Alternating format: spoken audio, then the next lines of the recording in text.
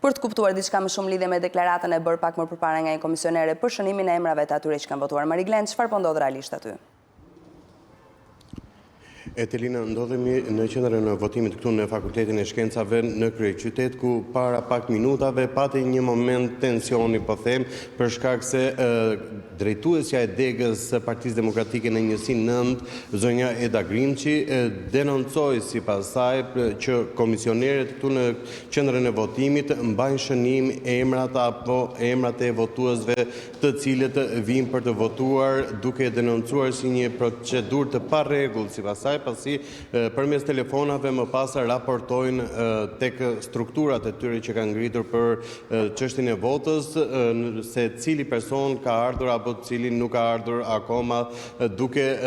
insinuar, duke nënkuptuar se kemi një proces të shitblerjes së votës, çka është e palejuar. Këtu është një prej qendrave të denoncuara prej saj, po ashtu sipas zonjës Grimçi edhe në shkollën 7 Marsi që ndodhet vetëm disa metra larg prej këtu, ajo ka denoncuar një ish eksponent të Partisë Demokratike të Opozitës që aktualisht në këto zgjedhje kandidon në listë për deputet në Partinë Socialiste, në listën e hapur bëhet fjalë për zotin Blendi Sulaj, çka sipas saj në mënyrë të vazhdueshme në njësinë numër 9 në kryeqytet ka pas denoncime për shitblerje për blerje të votave prej tij.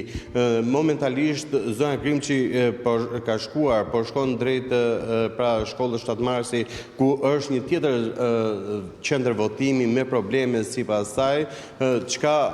duke e denoncuar edhe më herët para disa në fillimet e nisjes së procesit të votimit, pati një moment të bllokimit të votimit edhe në atë shkollë për shkak se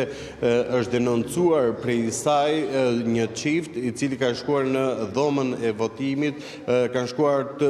bashkë të dy, jo tek e tek, dhe kjo u pikas nga komisionerët në atë qendër votimi dhe deklaroi që votat e tyre të shpalleshin të mbaheshin në protokoll në mënyrë që të vlerësoj më pas nëse do ishin të vlefshme apo jo, por kjo nuk u lejua në fillim nga vetë personat të cilët ishin për të votuar,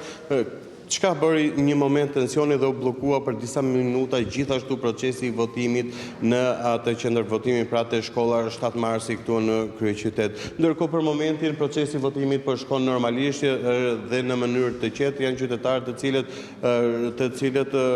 vinë, mbajnë radhën e tyre dhe pasi identifikohen përmes pajisjes elektronike të PEI, marrin fletën e votimit dhe kryejnë procedurën normale të votimit.